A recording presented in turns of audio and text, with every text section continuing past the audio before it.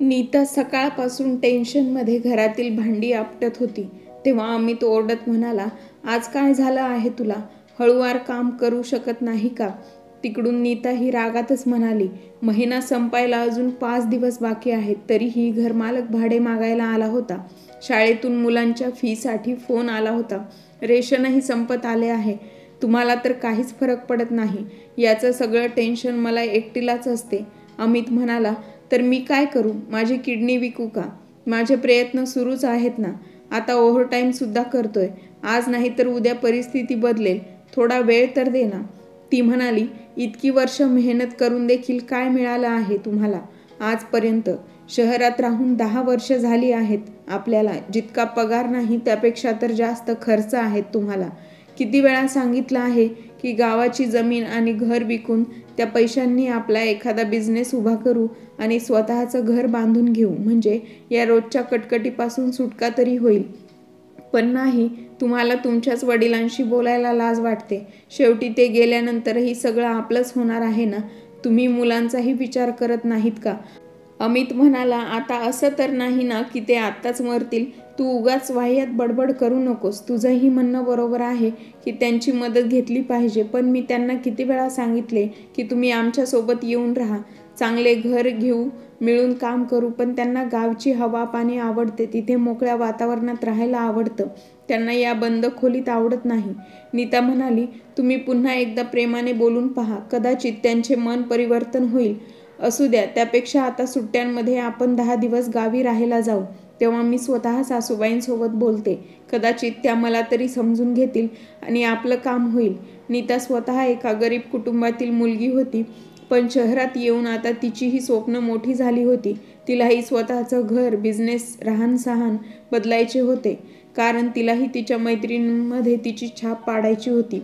तिच्या मैत्रिणी श्रीमंत होत्या आणि ती त्यांच्यात खोटा दिखावा करत होती. एकदा तिच्या मैत्रिणीने तिच्या घरी पार्टीला बोलावले होते. नीताने कसेबसे तिथे जाणे टाळले होते, पण आता तिलाही वाटू लागले होते की माझेही स्वतःचे घर असावे. माझेही घरी पार्टी ठेवून मैत्रिणींना बोलवावं आणि त्यांना दाखवून द्यावं की माझ्याकडेही कसलीही कमी नाही. जे तुमच्याकडे आहे ते माझ्याकडेही आहे. अजून किती दिवस उधारी करून लोकांना दिखावा करायचा? असो. सगळे गावी पोहोचले आणि त्यांनी दरवाजा ठोठावला. विमलाजी यांनी दार उघडलं तर समोर मुलगा, सून आणि नातवाला पाहून खूप खुश झाल्या. तेव्हा विमलाजी आणि प्रसादजी म्हणाले की बरं झालं बाळा, तुम्ही सगळे भेटायला आलात, नाहीतर तुम्हाला आईवडिलांची आठवण काढायलाही वेळ मिळत नाही. अमित म्हणाला की आठवण तर खूप येते, पण काय करणार? फॅक्टरीमध्ये काम इतकं असतं की सकाळी गेलो की रात्रीच येतो, जेवायलाही वेळ मिळत नाही. आणि नीतालाही घरी खूप काम असतात. घरची कामं, मुलांना सांभाळणे आणि शाळेला सुट्ट्याही कमी असतात. पण यावेळेस सगळं सोडून आम्ही तुम्हाला भेटायला आलो आहोत. विमलाजी म्हणाल्या की बरं झालं तुम्ही आलात. तुम्ही फ्रेश होऊन या, तोपर्यंत मी चहा नाश्ता तयार करून घेऊन येते. सगळ्यांनी चहा नाश्ता केला आणि खोलीत आराम करण्यासाठी निघून गेले. दुसऱ्या दिवशी नीता आणि अमित दोघेही आईवडिलांच्या सेवेत लागले. अमित त्यांच्या वडिलांच्या सोबत त्यांची शेती पाहण्यासाठी आणि त्यांची किंमत काढण्यासाठी जायचा, तर नीता तिच्या सासूसोबत गोड गोड बोलून त्यांच्याकडे असलेल्या पैशांची आणि दागिन्यांची माहिती गोळा करत होती. मुलांचे इतके प्रेम पाहून दोघेही भारावून गेले होते. त्यांना वाटायचे की मुलं शहरात राहून गाव विसरून गेले आहेत. आम्ही दोघेही म्हातारे असेच मरून जाऊ. पण दोघांची वागणूक, प्रेम पाहून दोघांनाही खूप आनंद झाला होता. आता गावकरी सांगत होते की अमितसारखा गुणी मुलगा असूनही तुम्ही इथे का राहत आहात? मुलाकडे राहून तिथेच त्याच्याकडून सेवा करवून घ्या. आम्हाला पूर्ण विश्वास आहे की अमित तुमची काळजी घेईल आणि तुम्हाला आनंदातही ठेवेल. लोकांच्या तोंडून मुलाबद्दल स्तुती ऐकून प्रसादजी यांची छाती आनंदाने फुलून जायची. आपल्या सुनेकडून इतकी सेवा मिळाल्यानंतर विमलाजी यांच्या ओठावरती सून नीताचे नाव होते. ती खूप प्रेमाने सासूच्या पायांची मालिश करायची, तर कधी डोक्याची मालिश करायची.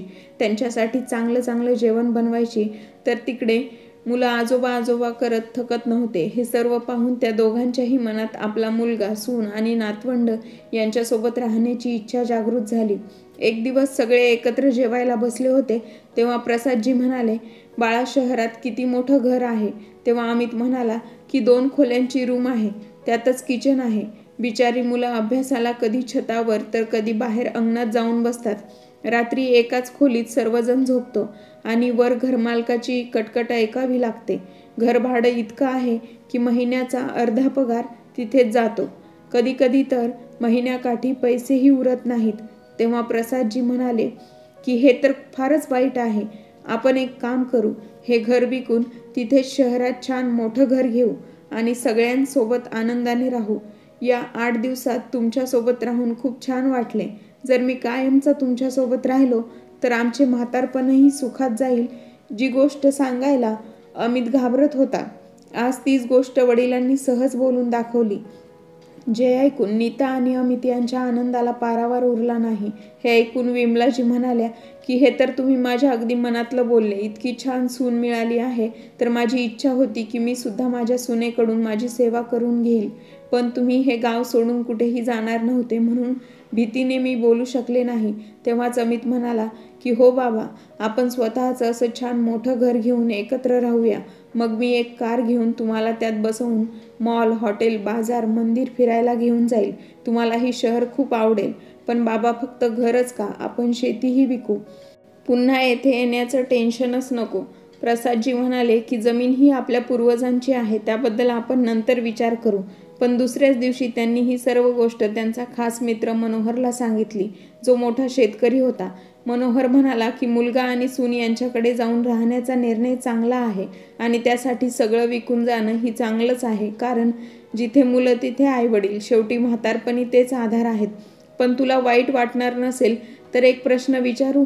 आजकाल कानावर अशा बातम्या ऐकायला मिळतात की अंगाचा थरकाप उडतो की मुलांनी आईवडिलांना रस्त्याच्या किनारी भीक मागायला सोडून दिले किंवा ट्रेनमध्ये बसून विसरले, हरिद्वार वृद्धाश्रमात जाऊन सोडले. तुझ्यावर अशी बिकट परिस्थिती ओढावू नये म्हणून जरा शांतपणे विचार करून मगच निर्णय घे. त्यावर प्रसादजी म्हणाले की अरे, ती वाया गेलेली असंस्कारी मुलं असतील जी आपल्या आईवडिलांना सोडून देतात. अशी मुलं असल्यापेक्षा नसलेलीच बरी. बघ, मुलगा आणि सून यांच्यावर विश्वास ठेव, पण अंधविश्वास ठेवू नकोस. बाकी तुझी इच्छा. असे बोलून मनोहर निघून गेले. दुसऱ्या दिवशी सगळं काही विकून अमित त्याच्या आईवडिलांना घेऊन शहरात येतो. शहरात पोहोचताच प्रसादजी यांनी मुलाला 3 BHK घेऊन दिला. काही पैसे मुलांच्या शिक्षणासाठी बँकेत FD केली. नीता देखील तिच्या सासू सासऱ्यांची सेवा करायची. कधी बाहेर जायचं झाल्यास मुलांना त्यांच्याकडे सोडून निश्चिंत होऊन जायची. पण हळूहळू घरातली कामे विमलाजी यांच्यावरच थोपवण्यात आली.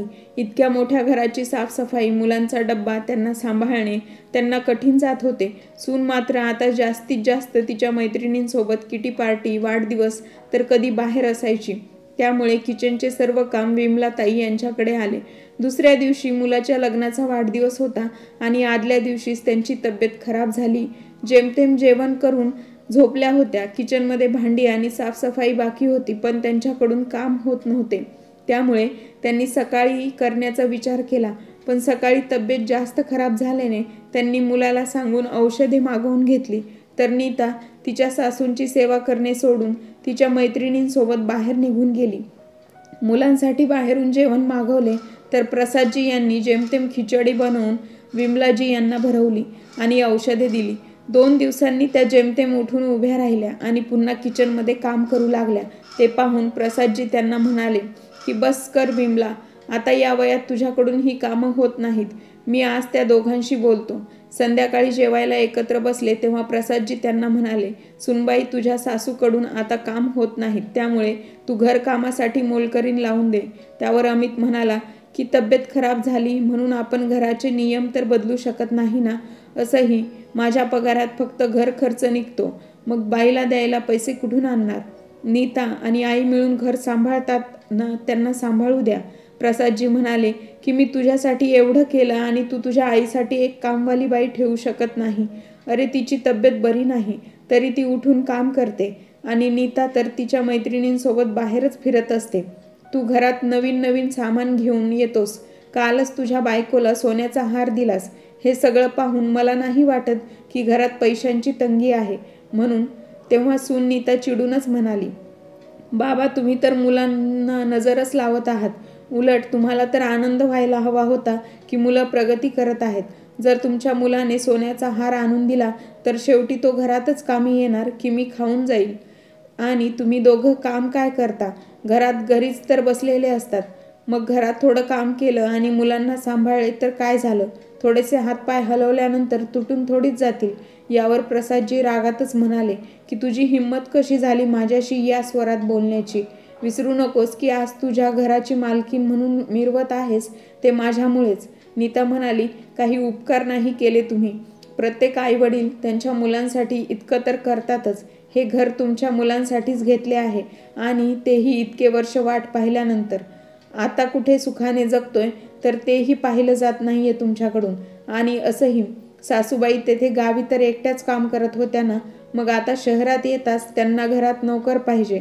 अमित मध्येच जोरात ओरडला, तुम्ही लोक भांडू नका. शेजारचे लोक काय म्हणतील? बाबा तुम्ही आईला घेऊन आतमध्ये जा, मी बघतो काय करायचं आहे ते. अमितचे बोलणे ऐकून ते दोघेही आत निघून गेले. तेव्हा अमित नीताचा हात पकडून तिला खोलीत घेऊन आला आणि म्हणाला, तुला लाज नाही वाटली माझ्या आईवडिलांसोबत असं बोलताना? आज आपल्याकडे जे काही आहे ते त्यांचेच आहे आणि मला त्यांची फसवणूक करायची नाहीये. आज इतकं मोठं घर त्यांच्यामुळेच मिळालं आहे, नाहीतर भाडं भरून भरून चप्पल घासली गेली होती. नीता रागातच म्हणाली की हे बघा, तुम्ही आधीही काही कामाचे नव्हतात. आज तुमच्याकडे जे काही आहे ते मी केलेल्या प्रयत्नांमुळेच आहे. मी जशी राहत होते तशीच राहणार. माझी कोणीही पार्टीमध्ये जाणे थांबवू शकत नाही. जर तुम्हाला काही करायचं असेल तर तुमच्या आईवडिलांना पुन्हा त्यांच्या गावी पाठवून द्या. अमित म्हणाला, कोणत्या गावी? त्यांचं सगळं काही विकून तर ती लोक इथे आली आहेत. आता कुठे जातील? नीता म्हणाली की ठीक आहे, मग त्यांना वृद्धाश्रमात नेऊन सोडा. मग त्यांना फळं मिठाई घेऊन बघायलाही जाऊ. नाहीतर मी सांगून ठेवते, मी माझ्या माहेरी निघून जाईल. अमित डोक्याला हात लावत खाली बसून विचार करू लागला की आईवडिलांची साथ दिली तर बायको आणि मुलं सुटतील आणि बायको मुलांची साथ दिली तर आईवडिलांना सोडावंच लागेल. घरात शांती ठेवण्यासाठी त्याला निर्णय घ्यावा लागणार होता. पण त्याआधी उद्या आमची फ्लाईट आहे. आधी फिरून येतो, मग यावर काहीतरी तोडगा काढू. पण नीता पुन्हा एकदा विचार कर की ते लोक वृद्धाश्रमात कसे राहतील. तू थोडं ॲडजस्ट करू शकत नाहीस का? थोडा विचार कर. ते येथे राहिल्याने तू मुलांना सोडून किती निश्चिंतपणे बाहेर पार्टी करण्यासाठी जाऊ शकतेस. साफसफाईचे टेन्शन नाही. घरी आईच्या हातचे बनवलेले छान छान जेवण तयार मिळते.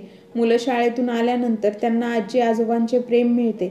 शिवाय आपल्याला कुठे बाहेर जायचं असेल तर घराला टाळा लावण्याची गरज भासत नाही. ते दोघं घरी राहिल्याने आपलाच फायदा भरपूर आहे.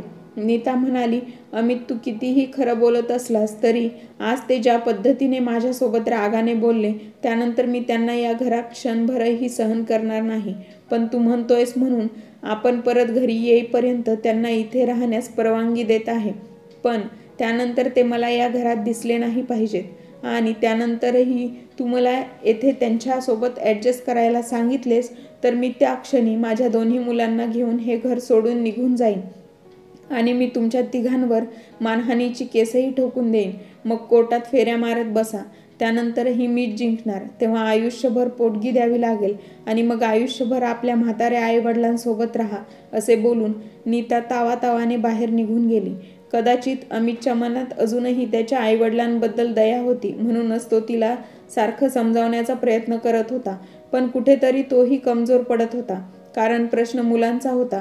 काय करावं त्याला समजत नव्हते. विचार केला, आधी शिमला मनाली फिरून येतो, मग थंड डोक्याने विचार करून निर्णय घेतो. असा विचार करत त्याने पॅकिंग करायला सुरुवात केली.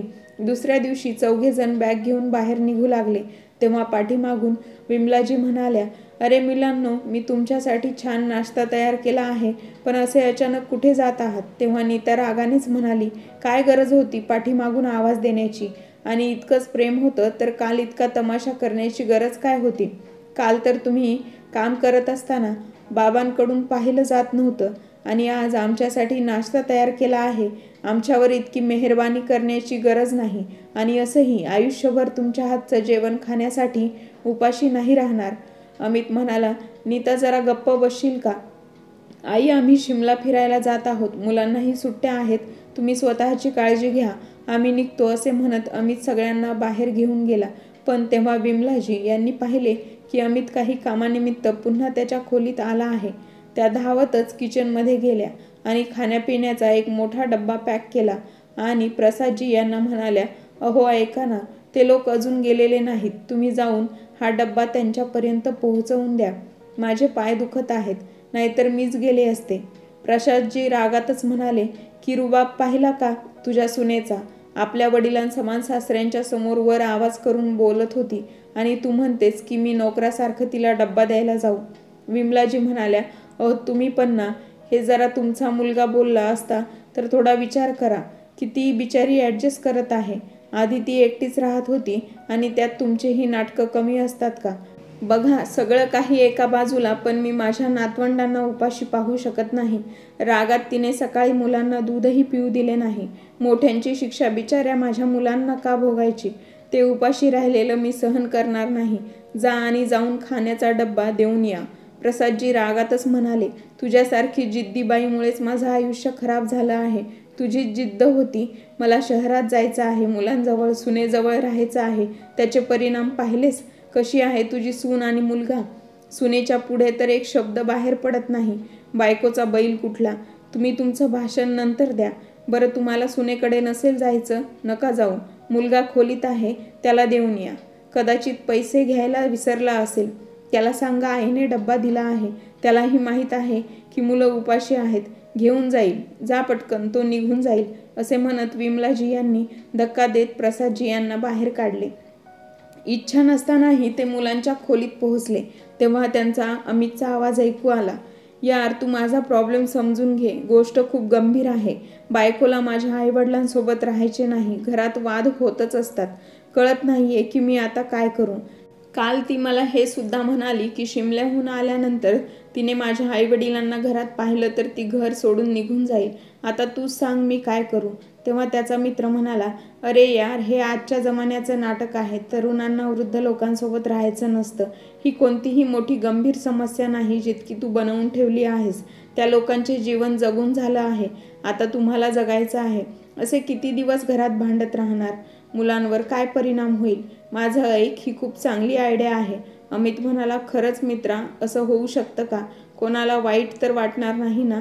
आणि तिथे खरंच सर्व सुविधा मिळतील ना? मग मित्र अविनाश म्हणाला, त्यांना वाईट का वाटेल? उलट तिथे ती लोक खूप आनंदाने राहतील. आता जा आणि तुझी सुट्टी एन्जॉय कर. एवढी काळजी करू नकोस. मी आहे ना म्हणून पाहून घेईल. मित्र, तू माझी सर्व काळजी संपवली आहेस. ठीक आहे, शिमल्यावरून येतोच. सर्व सांभाळून घे. होय, मी सर्व काही सांभाळून घेईल. चल, ठेवतो आता. अमित निश्चिंत होऊन खोलीतून बाहेर पडला. बाबा, तुम्ही इथे काय करताय? अमितने विचारले. तेच तर कळत नाही की मी इथे काय करतोय. म्हणजे मला काही समजलं नाही बाबा. तुला समजलं असतं तर आज घरची परिस्थिती वेगळीच असती. पण ही तुझी आई खूप मूर्ख बाई आहे. मुलांच्या मोहापायी आंधळी झाली आहे. सुनेने किती काय काय सुनावले तरीही तिला उपाशी पाहू शकत नाही. आई आहे ना, मुलांच्या मोहापायी आंधळी असते. हसतच टिफिन अमितच्या हातात सोपवला. रस्त्यात खाऊन घ्या. आईने प्रेमाने दिला आहे. कदाचित तुमची भूक मिटेल. तसेही खायला पैसे, घर, जमीन, शेती सगळं काही मिळालं तरी त्यांची भूक काही मिटत नाही. बाबा, हे तुम्ही काय कोड्यात बोलत आहात? मला उशीर होत आहे, मी निघतो आता. असे बोलून अमित निघून गेला. त्याला जाताना पाहून प्रसादजी यांच्या डोळ्यातून अश्रू बाहेर पडू लागले आणि विचार करू लागले की यासाठीच मुलाला जन्म दिला होता का? काय झालं? मुलांची आठवण येत आहे का? जेव्हापासून ते गेले आहेत माझेही मन खूप बेचैन झाले आहे. जेवले असतील की नाही माहीत नाही. आपण त्यांना आनंदाने पाठवायला हवं होतं. असे भांडण करून जाणे योग्य नाही. इतक्या लांब जात आहेत. आपण त्यांना जाताना आशीर्वादही दिला नाही. असो, थोड्या वेळाने फोनवर मुलांशी आणि सुनेशी बोलून घेईल. प्रसादजी रागातच म्हणाले की बस कर आता. तू ज्या मुलांवर तुझे इतके प्रेम उधळत आहेस तीच मुले तुझ्यासोबत काय करणार आहेत माहीत आहे? जर तुला कळले तर तुझ्या पायाखालची जमीनच सरकेल. हे लाड प्रेम सगळं काही विसरून जाशील. विमलाजी घाबरतच म्हणाल्या, काय झालं आहे तुम्हाला आज? हे तुम्ही काय बोलत आहात? जरा सविस्तर सांगाल का? प्रसादजी यांनी सगळं काही खरं खरं सांगितलं, जे काही त्यांच्या मनात होते. विमलाजी धाडकन खुर्चीवर खाली बसल्या. इतकी मोठी फसवणूक आणि तीही आपल्याच मुलाकडून आणि सुनेकडून. हे देवा, हा दिवस दाखवण्याआधी मला या जगातून का नाही घेऊन गेलास? विमला, तू कशाला काळजी करतेस? मी पण त्यांना असा धडा शिकवीन की ते आयुष्यभर आपल्या बापाला लक्षात ठेवतील आणि हे उदाहरण प्रत्येक मुलासाठी असणार आहे. तुम्ही नक्की काय करणार आहात मलाही सांगा. तू गप्प बस, असे म्हणून प्रसादजी बाहेर निघून गेले. 7 दिवसांची सुट्टी संपून नीता अमित परत येत होते. खरंच अमित, यावेळेस खूप मजा आली. पहिल्यांदा आपण घरापासून इतक्या दूर, तेही निश्चिंत होऊन बाहेर फिरायला गेलो होतो. तिथे जाऊन मन खूप फ्रेश झाले. मुलांनी सुद्धा खूप एन्जॉय केला. हे बघ, किती सुंदर फोटो आले आहेत आपले. आता तर घरी जाऊन छान आराम करायचा विचार आहे. नीता आणि अमित दोघेही एकमेकांशी बोलण्यात व्यस्त होते, त्यामुळे घर कधी आले कळलं सुद्धा नाही. गाडी थांबताच अमित सामान खाली उतरवू लागला. नीता मुलांना घेऊन आज जाताच, अरे अमित, घरात या मुली काय करत आहेत? नीताने आश्चर्याने तिच्या नवऱ्याला विचारले. अमितने पाहिले तर 2 मुली बाल्कनीमध्ये, 2 खाली बगीच्यात बसल्या होत्या. तेव्हा तिथून जाणाऱ्या एका मुलीला थांबवून अमितने विचारलं की तुम्ही लोक कोण आहात आणि आमच्या घरात काय करत आहात? तिथे तर आमचे आई बाबा राहत आहेत. तुम्हाला इथे फिरण्याची परमिशन कोणी दिली? ती मुलगी म्हणाली, दादा, हे घर तर प्रसादजी यांचं आहे. त्यांनी आम्हाला हे घर भाड्याने दिले आहे. आम्ही लोक जवळच्या कॉलेजमध्ये शिकत आहोत. घर दुसऱ्या शहरात आहे. हे घर कॉलेजच्या जवळच आहे, म्हणूनच हे घर भाड्याने घेतलं आहे. आणि तुम्ही लोक कोण आहात? यापूर्वी तुम्हाला इथे कधी पाहिलं नाही. हे ऐकून अमित आणि नीता दोघांनाही शॉकच बसला. हे आईबाबांनी काय केलं? घर भाड्याने दिलं आणि तेही आम्हाला न विचारता. त्यांची एवढी हिंमत! दोघेही रागातच घराच्या आत गेले. पाहिलं तर आई बाबा टेबलवर बसून चहा नाश्ता करत होते. आई बाबा, मुलगा बाहेर जाताच घराला हॉस्टेल बनवून दिलं आहे. तुम्ही हे सगळं कुणाला विचारून केलं? आणि आई बाबांचं डोकं ठिकाणावर नाही, पण तू सुद्धा त्यांना थांबवलं नाहीस. मुलींना घर भाड्याने दिलंस. अमित मागोमाग नीताही रागाने ओरडली. माझी खोली या मुलींना दिल्यानंतर माझं सामान कुठे आहे? बाबा, घरात छोटी मोठी भांडणं होतच असतात, पण कुणी आपल्या मुलाला इतकं अपमानित करतं का? आता तुम्हीच सांगा की आम्ही लोक कुठे जाणार? आणि दुसरी गोष्ट म्हणजे हे घर तुमच्या मुलाचं आहे. तुम्ही आम्हाला न विचारता हे डिसिजन घेतलातच कसं?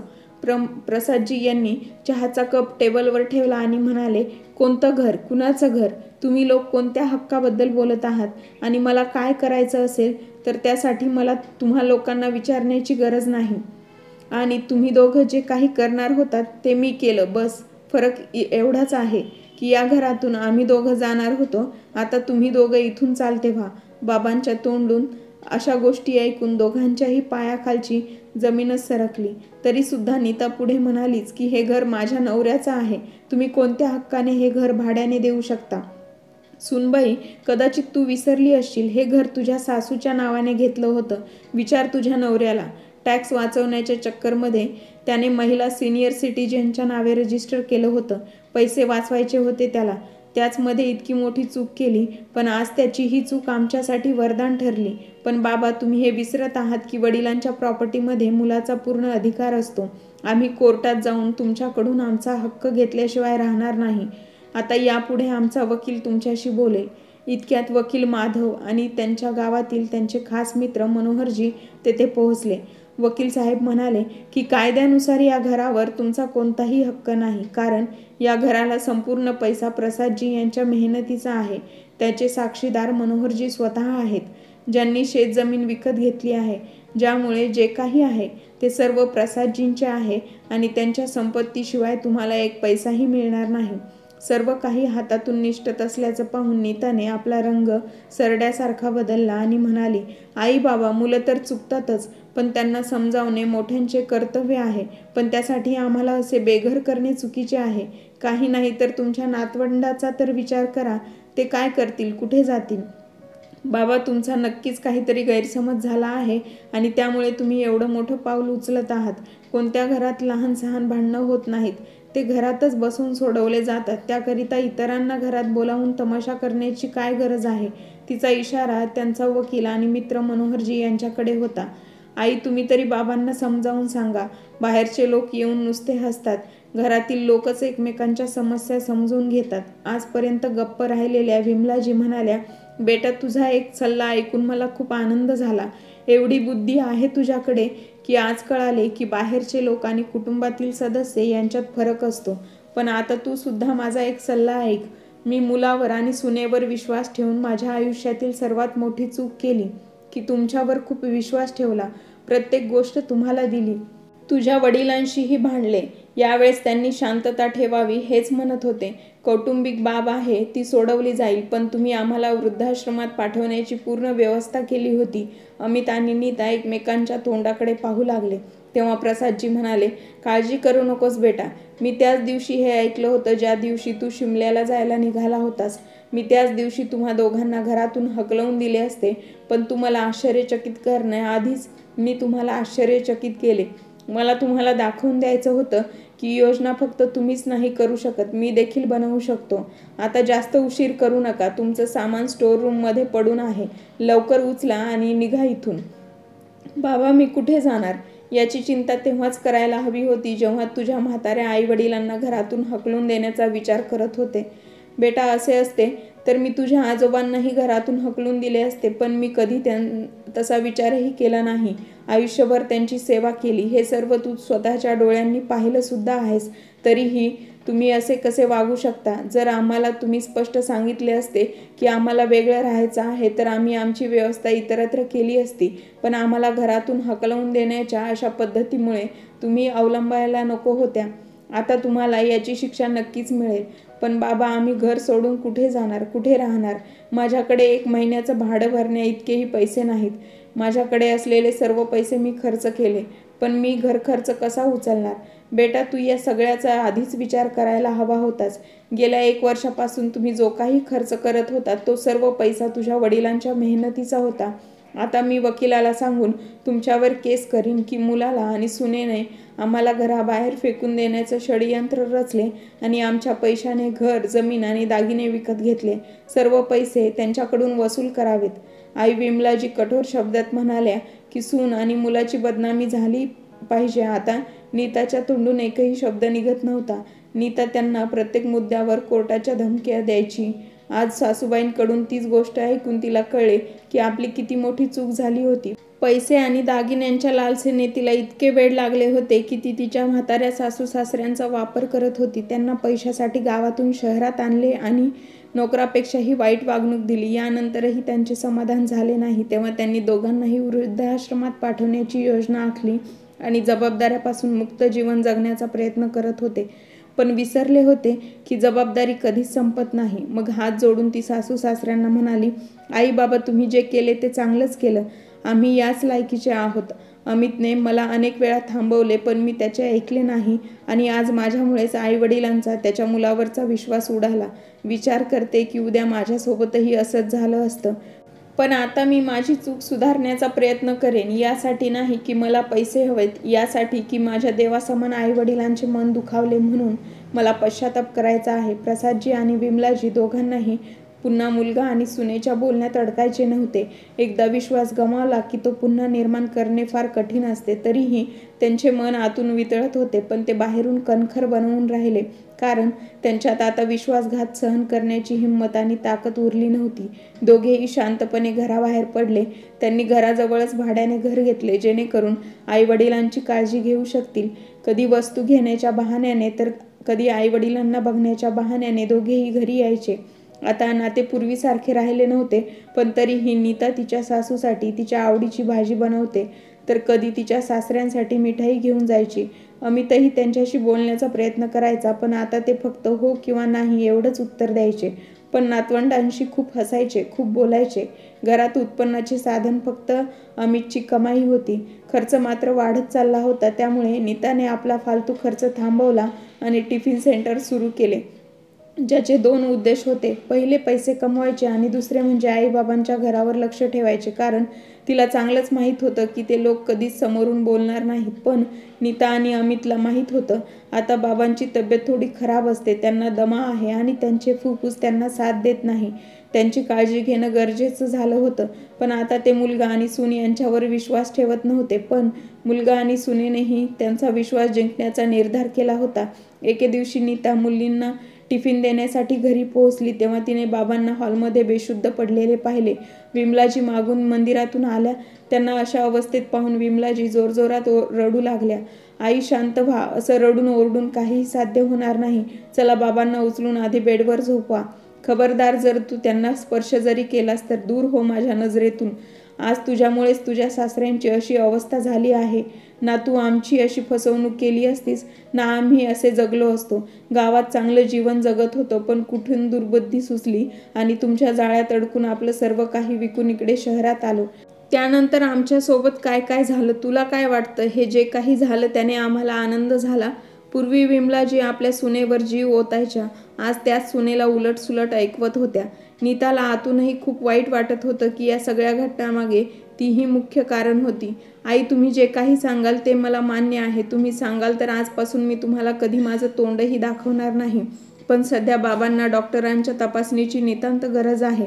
कदाचित त्यांना हृदयविकाराचा झटका आला असेल, म्हणून आधी त्यांना हॉस्पिटलमध्ये घेऊन जाऊ.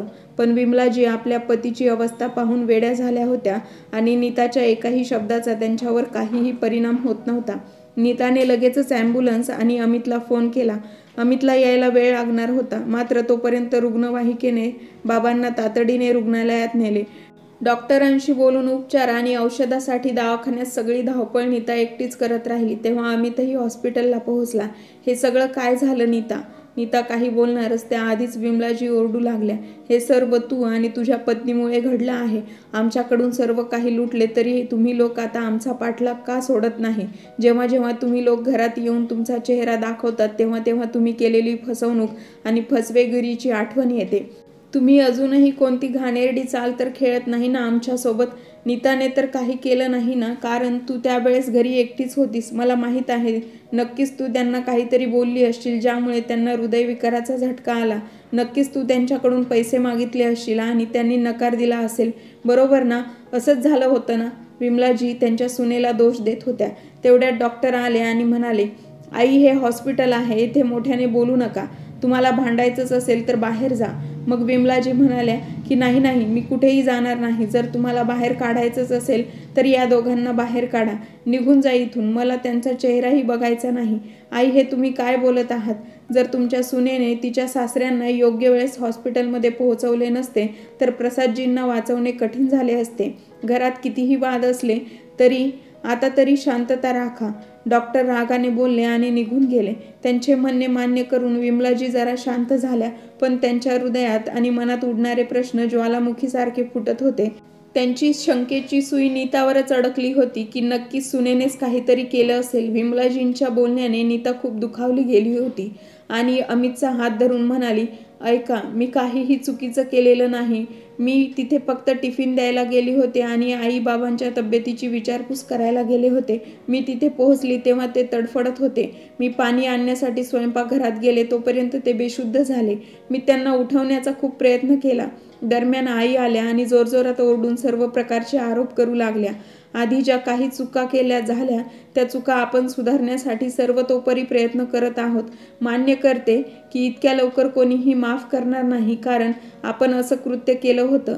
लोभाने आंधळे होऊन आपण आईवडिलांना वृद्धाश्रमात पाठवण्याचा विचार केला, पण माझे विचार इतक्याही खालच्या पातळीवर जाणार नाहीत की मी त्यांना मारण्याचा विचार करेन. मी माझ्या स्वप्नातही असा विचार करू शकत नाही. तुम्ही तुमच्या आईला समजावून सांगा ना. तेव्हा अमितने एक श्वास घेतला आणि म्हणाला, नाही नीता, आता मी काय बोलू? तू जे काही केलं आहेस आई त्याला कधीच माफ करू शकत नाही आणि बाबांना जर काही झालं तर मला नाही वाटत की ती पुन्हा तुझा चेहरा बघणार. तुम्हाला काय वाटतं की हे जे काही झालं ते फक्त माझ्या एकटीच्या लालसेपोटी झालं? तुम्हालाही हे सगळं हवं होतं. त्यांनीही पैसा आणि त्यांच्या मुलासाठी आणि नातवंडासाठीच्या सुखासाठी दिले होते, पण आज संपूर्ण दोष फक्त एका सुनेवर टाकला गेला. मान्य करते की मी माझ्या ऐशोआरामासाठी त्या लोकांचा वापर केला, पण गेल्या 2 वर्षापासून मी त्या चुकांचे प्रायश्चित्त करत आहे. क्षमा करायचं नसेल तर नका करू, पण किमान कुणाला मारण्या इतपत दोष तरी नका देऊ. अमित गप्प झाला, कारण कोण चुकत आहे हे ठरवणारे आपण कोण? वेळेसमोर सगळ्यांनी हार पत्करली होती. अमितने बाबांकडे व्यवसायासाठी किती वेळा पैसे मागितले होते माहीत नाही, पण ते कधीच देण्यास तयार झाले नाहीत. त्यामुळे त्याला छोट्या छोट्या नोकऱ्यांवर उदरनिर्वाह करावा लागत होता आणि मुलांचे संगोपन करणे कठीण झाले होते. हळूहळू सगळ्यांच्या इच्छा वाढू लागल्या आणि अमितला ते पूर्ण करता आल्या नाहीत. त्यालाही कुठेतरी खंत होती. शहरी जीवन जगण्यासाठी पैसा हेच सर्वस्व आहे. तुमच्याकडे पैसे नसतील तर तुम्हाला कोणी विचारत नाही. समाजात प्रभाव मिळवण्यासाठी अधिक नाही तर दाखवण्या इतपत पैसा असणे आवश्यक आहे. फक्त नीताच का, तिलाही छंद होते. चांगले अन्न खावे, चांगले कपडे खरेदी करावेत असे तिलाही वाटत होते. पण नोकरीच्या माध्यमातून हे सर्व करणे शक्य नव्हते. जेव्हा बाबा पैसे देण्यास नकार द्यायचे तेव्हा अमितही मन मारून जगत होता. कुठे ना कुठे बाबाही आजच्या या परिस्थितीला जबाबदार आहेत. जर बाबांनी योग्य वेळीच मुलाला मदत केली असती तर आज ते ज्या परिस्थितीत आहेत त्या परिस्थितीत नसते. आज बाबांचे हातपाय काम करणे बंद झाले तेव्हा त्यांनी ठरवलं की आपण सर्व काही विकून आपल्या मुलासोबत शहरात जाऊन राहू. शेवटी त्यांनाही आराम हवाच होता. जेव्हा त्यांची इच्छा झाली तेव्हा त्यांनी पैसे दिले. आता इतक्या वर्षानंतर जेव्हा माझ्या स्वतःच्या घराची इच्छा पूर्ण करण्या इतपत पैसे मिळाले तेव्हा एन्जॉय करू लागलो. आईवडिलांची प्रत्येक गोष्टीत रोकटोक आवडत नव्हती. रात्रंदिवस एकच टोमणे मारत होते की त्यांनी आमचे पैसे उधळले. अशा गोंधळामुळे इतरांचे सल्ले घेऊ लागलो तेव्हा वाटले की आईबाबांना वृद्धाश्रमात पाठवावे. ते चुकीचे होते पण दुसरा पर्याय नव्हता. आईबाबांनीही योग्य तेच केले. सून आणि मुलाला धडा शिकवला. पण किती दिवस याच गोष्टींचा आरोप करत राहायचं हेच समजत नव्हतं की यात एकट्या नीताचाच दोष नव्हता. आम्ही दोघंही दोषी होतो. बाबांचीही कुठेतरी चूक होती पण आपली चूक मान्य करणार तरी कोण? स्वार्थी फक्त सून आणि मुलगाच होता का? यात बाबांचा स्वार्थ नव्हता का? तेवढ्यात एक नर्स बाहेर आली आणि अमितच्या हातात एक फॉर्म धरून निघून गेली. ती म्हणाली, हा फॉर्म भरून जमा करा. प्रसादजी यांच्या हृदयाचे ऑपरेशन करावे लागेल आणि त्यासाठी आता 2 लाख रुपये जमा करावे लागतील. उर्वरित पैसे ऑपरेशन नंतर दिले तरी चालतील. विमलाजींना पैशांबद्दल कळताच त्या थरथर कापू लागल्या आणि म्हणाल्या, मला नाही माहिती यांनी पैसे कुठे ठेवले आहेत. आता एवढे पैसे आपण कुठून आणणार? आणि त्या रडू लागल्या. मग नीता म्हणाली, शांत व्हा आई, मी बघते काय करायचं आहे ते. तू तर गप्पच बस. तुझ्यामुळेच हे सगळं घडलं. आणि तू अजूनही हॉस्पिटलमध्ये काय करत आहेस? चालती हो इथून, आम्हाला तुझी गरज नाही. असे बोलून त्या जोरजोरात रडू लागल्या. वेळेची गरज समजून अमित आणि नीता पैशांची व्यवस्था करायला बाहेर निघाले. काही वेळाने दोघांनी हॉस्पिटलमध्ये पैसे जमा केले. प्रसादजींचे ऑपरेशन व्यवस्थित झाले. 2 दिवसांनी शुद्धीवर आल्यावर त्यांनी पाहिले की विमलाजी त्यांच्याजवळ बसल्या होत्या. सुरुवातीला प्रसादजींना जागे झालेले पाहून त्यांना खूप आनंद झाला. मग त्या म्हणाल्या, तुम्ही ठीक तर आहात ना? डॉक्टर साहेब चांगले आहेत. तुम्हाला काही हवं असेल तर मला सांगा. सुनबाईला बोलाव, प्रसादजींनी दबक्या आवाजात सांगितले. तुम्ही का म्हणून तिचं नाव घेत आहात? आधी तुम्ही बरे व्हा, घरी चला आणि मग जी शिक्षा द्यायची आहे ती आपण तिला देऊ. यावेळी आपण तिला स्पष्टपणे सांगू की आमच्यापासून दूर कुठेतरी निघून जा, म्हणजे जेणेकरून त्यांना पुन्हा आपल्या घरी येता येणार नाही. रागाच्या भरात विमलाजींनी मागील सर्व गोष्टी सांगितल्या. मुलगा आणि सुनेला बोलाव तरच मी तुला सांगेन मला काय म्हणायचं आहे. नवऱ्याची इच्छा म्हणून विमलाजी बाहेर आल्या आणि त्यांनी आपल्या मुलाला आणि सुनेला आत बोलावले. आत येताच प्रसादजी म्हणाले, विमला, सुनेमुळे मला काहीही झालेलं नव्हतं तर चक्कर येऊन मी स्वतःच खाली जमिनीवर पडलो होतो. तेव्हा सुनेने मला उठवण्याचा प्रयत्न केला आणि प्यायला पाणी दिले. ती मला सतत सांगत होती की बाबा तुम्हाला काही होणार नाही. तेवढ्यात तू आलीस. आत येताच जोरजोरात ओरडायला लागलीस. मी हातवारे करून गप्प बसायला सांगत होतो पण तुला समजलं नाही आणि मी बेशुद्ध पडलो.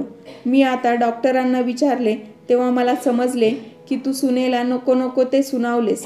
तरीही माझा जीव वाचवण्यासाठी तिने तिच्या कष्टाने कमवलेले पैसे आणि सर्व काही विकून माझ्या उपचारांवर खर्च केले. तिला तिच्या चुकीचा पश्चाताप होत असल्याचा हा पुरावा आहे. ती आपल्या घरी पैसे घेण्यासाठी आलीच नव्हती. आत्तापर्यंत जे झाले ते विसरलेलेच बरे. माझा मुलगा, सून आणि नातवंडांनी आमच्या सोबत येऊन राहावे आणि काही अडचण असेल तर ती एकत्र मिळून बसून सोडवावी अशी माझी इच्छा आहे. सुनबाई, तू माझा जीव वाचवून सिद्ध केलंस की तू तुझ्या चुकीचे समर्थन करत आहेस. बेटा, मी तुला माफ केलं आहे. आणि अमित, मला माहीत आहे की तुला सुरुवातीपासूनच स्वतःचे डिपार्टमेंटल स्टोअर उघडायचे होते पण प्रत्येक वेळी मी तुला पैसे देण्यास नकार दिला. त्यामुळे तुझ्याकडे नेहमी पैशांची कमतरता होती.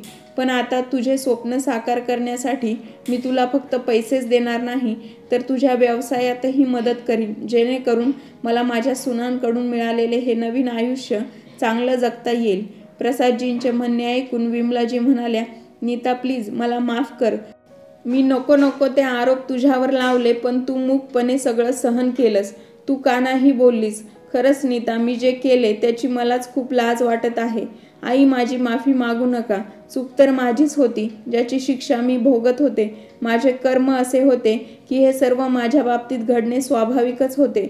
जेव्हा आपण खूप मोठी चूक करतो तेव्हा त्याचा डाग सहजासहजी पुसता येत नाही.